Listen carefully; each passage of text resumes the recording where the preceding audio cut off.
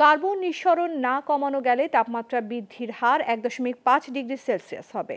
তবে মৌলিক পরিবর্তন না হলে 2030 থেকে 35 সালের মধ্যে তাপমাত্রা বৃদ্ধির হার 2.5 ডিগ্রি সেলসিয়াসে পৌঁছাবে বলে মনে করছেন বন ও পরিবেশ মন্ত্রী সাবের হোসেন চৌধুরী।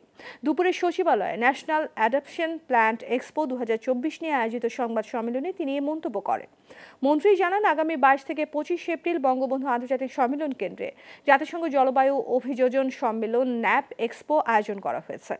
বাংলাদেশে প্রথমবারের মতো এই মেলা হবে। এতে অংশ নিতে 104টি দেশের 383 জন রেজিস্ট্রেশন করেছে, যার মধ্যে 114 জন বাংলাদেশি। প্রধানমন্ত্রী শেখ হাসিনা এই সম্মেলনের উদ্বোধন করবেন।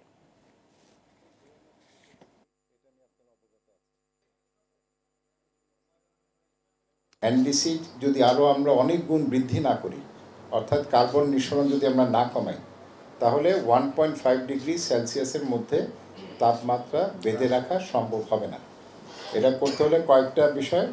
2025 সাল অর্থাৎ আগামী বছরের মধ্যে আমার ইমিশন পিক করতে হবে, তো সর্বোচ্চ পর্যায়ে যেতে হবে আগামী বছরের মধ্যে। তারপরে যদি বাড়তে থাকে তাহলে 1.5 সম্ভব না।